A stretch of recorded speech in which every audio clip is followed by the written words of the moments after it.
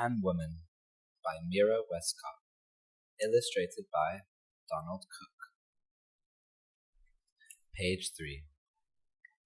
Lauren and her father stood on the sidewalk watching the carnival parade go by. A new kind of music filled her ears. Lauren thought she had never heard such a beautiful sound.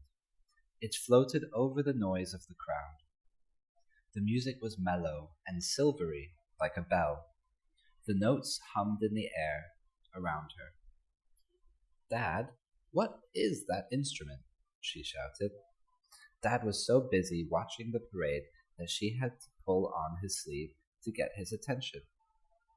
"Come on, Dad, let's find whatever's making that sound." Lauren started moving through the crowd of people around them. Page 4. "Where are you going?"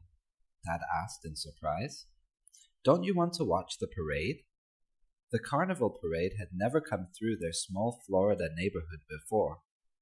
The parade and celebration included music and dance from the Caribbean islands, especially Trinidad and Jamaica. Page 5. In fact, this was the most colorful parade Lauren had ever seen. Marchers wore fantastic costumes with feather crests and glittery spangles. Some looked like gigantic birds or butterflies or peacocks. The bouncy rhythms of calypso and reggae music accompanied the paraders as they danced and gyrated. Everyone was caught up in the excitement of the carnival parade. Page 6. Lauren's father followed as Lauren snaked through the crowd, following the wonderful sound. Finally, the two of them found what Lauren was after. 5 men in matching t-shirts were bent over round drums perched on stands. Some drums were silvery, others were painted in bright colors. "It's a steel band," Dad said. "They're playing songs I remember from my childhood. Amazing." "Oh, Dad, wouldn't it be great to make sounds like that? Maybe I could make a steel drum." She looked up at him with her sweetest smile. "Maybe we could make a steel drum together." Page 7. The band finished the song. One player stood up straight and held out his hand. "They call me Shorty," he said. Lauren's father grinned. Even he had to look up to this tall man. "Nice to meet you," Dad said. "My daughter here thinks she'd like to make a steel drum." Shorty chuckled. "Oh, my, I don't think so," he said. "That's like saying maybe you could sit down and make a piano." Sure, when folks in Trinidad first started playing steel drums, they made their own. The first pan men, that's what players are called, used garbage, can lids, and oil drums. They made pans out of any old metal cans they could get a hold of. Page 8. "Are there pan women, too?" Laura asked. "There are now, but that's not the only change. Pans are now fine instruments. They're all handmade. People study for years to learn how to tune them. They're not really drums either, because they carry a melody. So we usually call them steel pans." Page 9. Shorty's pan was a smooth bowl with small round hollows around the edge. He tapped different parts with a mallet, a stick with a soft rubber tip. The notes rang out smooth and clear. "Now this pan here has a range of 24 notes," he explained. "Different pans have different voices. They're like the soprano and alto and tenor and bass singers in a chorus. It depends on the diameter and depth of the drum. This one has a high voice, a soprano. It usually carries the melody." Page 10. "Did you make this pan?" Lauren asked. "None of us in the band make our own pans," Shorty said. "I buy them from the maker, who makes them by hand using all kinds of special tools. You need the right tools and a good ear to tune a pan, too, just like you'd need for tuning a piano." Lauren's father looked thoughtful. I'm pretty handy with tools. Couldn't we make kind of a amateur pan? I guess we don't really want to play in a steel band.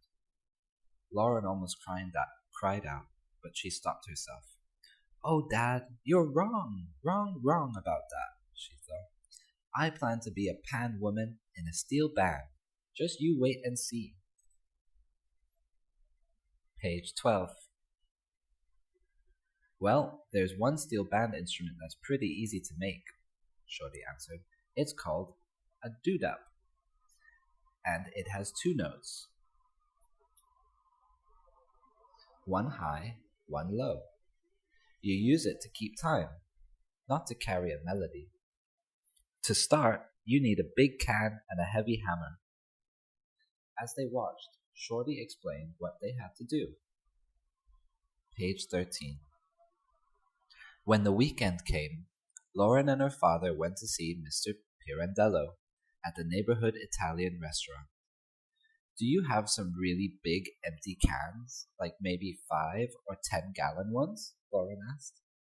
Sure, I know just what you need, said Mr. Pirandello.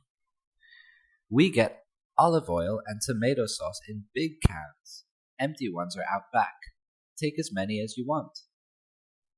We'll take 4 or 5, Dad told Lauren as they looked through the empty cans. We might make some mistakes. Page 14. Every evening that week, Lauren waited impatiently for her father to get home from work. Then the two of them got busy pounding the ends of the cans. They took turns with the hammer. The first can was a failure. Dad pounded so hard that the hammer went through the end of the can. They were more careful with the next one. Lauren pounded the bottom gently. Little by little, the flat end of the can bent inward into a curved bowl. Meanwhile, Dad wrapped rubber bands around a stick to make a mallet. Then he worked on the can while Lauren rested and watched. Page 15. When Dad stopped pounding, he helped Lauren string a leather strap through 2 holes on the sides of the can, and Lauren hung the can around her neck. Finally, Lauren struck one side of the curved surface with the mallet. At first the sound was dull and flat. The next time, though, it made a rich, ringing note. Lauren hit the other side. Another round note rang out, about 5 tones lower. We've done it, Lauren cried. Let's show Shorty. Page 16. Later, as she tried to remember the rhythm of calypso music, Lauren beat time on the duduk. Shorty nodded.